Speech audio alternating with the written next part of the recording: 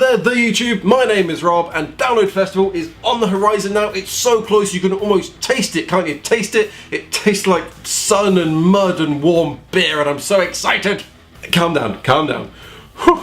Now, I think all of the bands have now been announced for Download, and we're not going to be talking about any of them today. Instead, we're going to be talking about 4 of my absolute favourite bands who I would absolutely love to see play Download Festival at some point in the future, and why they never will, basically. It's going to be a very depressing video, but I want to talk about bands that I love, and I'm going to. So, yeah, let's get started. Quickly, before we jump in, if you like this video, could you please click like and subscribe? It would help me out a lot, and it means that you would get some more festival content right up in your face as soon as I upload it. That's going to be great for everybody involved. Do that. Anyway, on with the video. So, 4 bands that I would absolutely love to see play Download Festival, and why they won't. Number 4, the Murderdolls. Murderdolls are a very unique band with a very fun, unique sound. It's comedic, tongue-in-cheek horror punk music, and I absolutely adore it. Ran by Wednesday 13 and Joey Jordison, Murderdolls did actually play Download Festival way back in 2003. Now, the band split and got back together and released their final album, Women and Children Last, in 2010. The band then split again in 2011, and they both went off to do different things. Wednesday 13 has said he's interested in starting the band up again, and Joey Jordison has registered some interest in rejoining. So why won't they get back together and play Download Festival? Well, basically because they both get bored and start other bands. A non-exhaustive list of the bands that Wednesday 13 has been in. He was in the Murderdolls, he was in the Frankenstein Drag Queens from Planet 13, he was in Gunfire 76, which lasted for 1 album, annoyingly. Start that band up again. He does a lot of stuff, he starts new bands basically every year. Joey Jordison left the Murderdolls and started a different band called Scar the Martyr. Then he started a new band called Vimic with the guys from Mayhem and Sun, oh, close brackets, close brackets, close brackets. Wednesday 13 and Joey Jordison both now make quite serious music, and the idea of them going backwards and making tongue-in-cheek comedic music again, it seems quite unlikely, and therefore the idea of them playing Download Festival even more so. Number 3, the Misfits. Starting out as a hardcore punk, basically the origins of horror punk, the Misfits are one of the greatest punk bands of all time.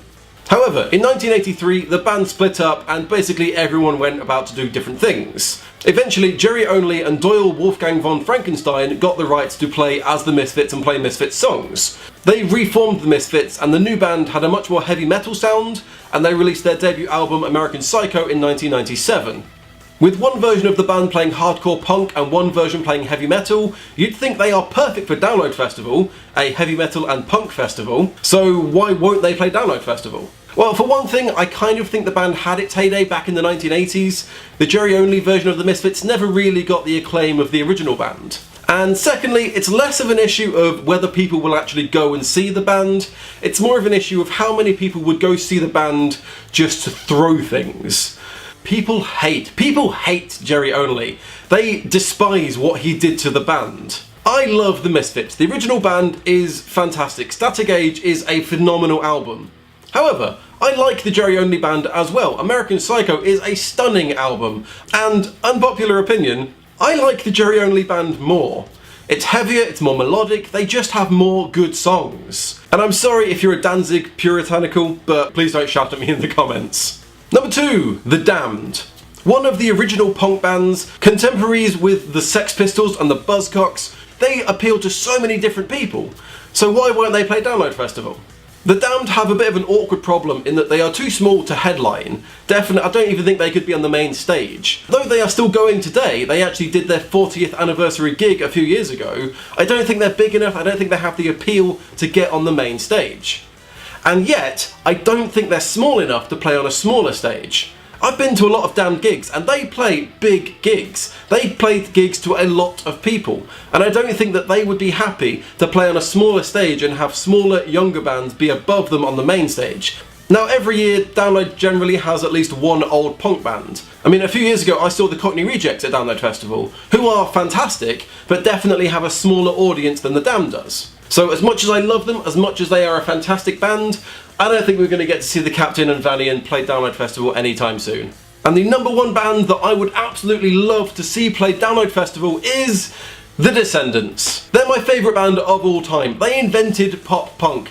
I have loved everything they have ever done. They're a fantastic band. And do you know what? They're still going. They still release albums. So what's the problem? Why won't they play Download Festival? Well, the problem isn't the band. The problem is pretty much the lead singer, Milo Alkerman. Now, he is a fantastic singer. There's nothing wrong with him. He's fantastic. When he's with the Descendents, it's fantastic. It's great. The issue is, he isn't always with the band. You see, Milo didn't want to just be the lead singer of a punk band. So he went off to college to do molecular biology. However, every few years, Milo stops being a molecular biologist for a bit, comes back to the band, they tour, they do a new album. It's great.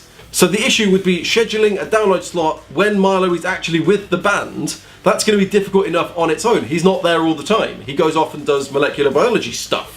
The other issue is that the Descendents don't really have the audience or the appeal that they should have.